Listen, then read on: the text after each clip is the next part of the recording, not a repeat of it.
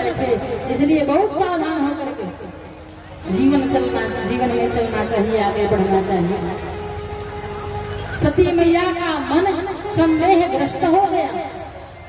कथा में बैठी काफी दिनों तक कथा चलती रही, पर सती मैया का मन कथा में नहीं लगा। क्यों? क्योंकि कथा में मन उनका था ही नहीं, शरीर तो बैठा था।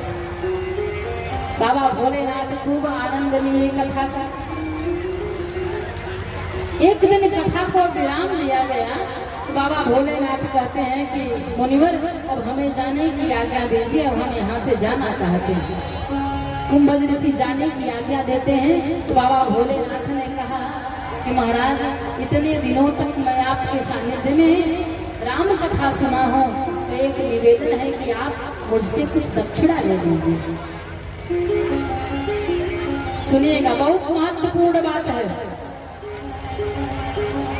आज बाबा भोलेनाथ कह रहे हैं कुंभज ऋषि से कि महाराज, इतने दिनों से आपने राम कथा मुझे सुनाई, तो मैं आपको कुछ देना चाहता हूँ, दक्षिणा देना चाहता हूँ।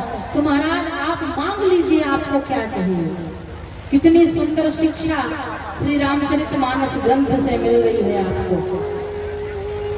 किसी भी संत से मिलने जाओ, विद्वान से मिलने जाओ, किसी ज्योतिषी से मिलने जाओ, किसी व्यास से मिलने जाओ, कथा में जाओ, तो कभी भी खाली हाथ नहीं जाना चाहिए।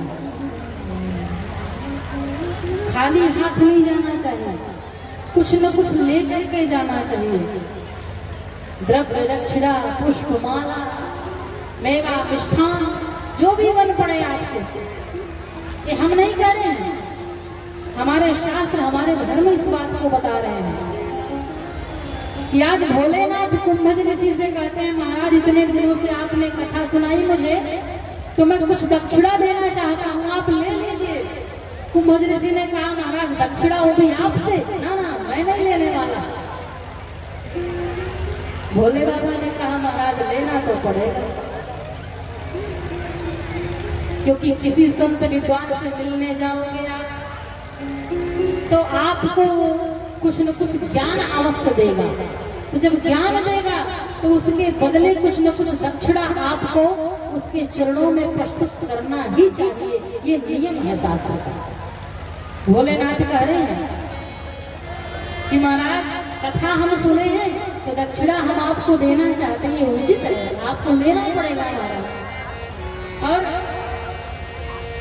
आप मांग लीजिए, क्या चाहिए आप।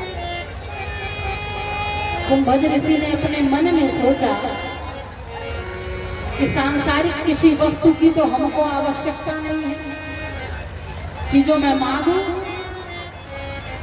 और आज देने वाले भक्त हैं बाबा भोलेनाथ हैं, जो कह रहे हैं कि मुंह मांगी दक्षिणा देने को तैयार हो, जो मांगो सो मैं दे दूंगा। तो ये अच्छा अवसर है मांगने का, क्योंकि रुपया पैसा धन दौलत तो कुंभज ऋषि को नहीं चाहिए। बोले, महाराज पहली बात, आपसे दक्षिणा लेते नहीं बनता, मैं क्या लूं, क्या करूंगा लेकर के। पर यदि आप हठ किए हैं कि आप बिना दक्षिणा दिए यहाँ से जाएंगे नहीं, तो महाराज ठीक है, मैं मांग रहा हूं, दे दीजिए। भोले बाबा ने कहा, मांगो, क्या चाहिए। कुंभज ऋषि ने मन में सोचा कि आज भगवान के प्रति मेरी जो लगन है, ये लगन कभी कम ना हो, यही हम भोलेनाथ से दक्षिणा रूप में मांग लेते हैं कि भगवान के प्रति जो आस्था है, जो श्रद्धा है, ये कभी कम ना हो, बल्कि निरंतर बढ़ती जाए। तो बाबा भोलेनाथ से यही मांगने जा रहे कुंभज ऋषि दक्षिणा रूप में कि महाराज कथा सुनवाई दक्षिणा आप देना चाह रहे हैं, तो यही दे दीजिए। क्या? जिस प्रकार मैं अपने राम से प्रेम करता हूँ, उसी प्रकार मैं जीवन पर्यंत उनसे मैं प्रेम करता रहा, क्योंकि प्यारे जीवन में संबंध जोड़ना बड़ा आसान होता है, लेकिन उस संबंध को जीवन पर्यंत निभाना बड़ा मुश्किल होता है। अपने लौकिक जीवन में भी देख लीजिए, पारिवारिक जीवन में भी देख लीजिए किसी आदमी से जुड़ना बड़ा आसान होता है,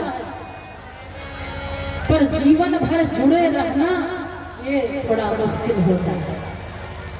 कुंभज ऋषि ने सोचा आज तो जुड़े हैं भगवान से, कहीं ऐसा ना हो जाए कल को भगवान की माया से हम प्रभावित हो जाए, भगवान का भजन छूट जाए, तो क्यों ना आज भोलेनाथ से यही मैं मांग लूं। बोले महाराज जिस प्रकार से राम के चरणों में मेरा प्रेम है, ये प्रेम निरंतर बना रहे,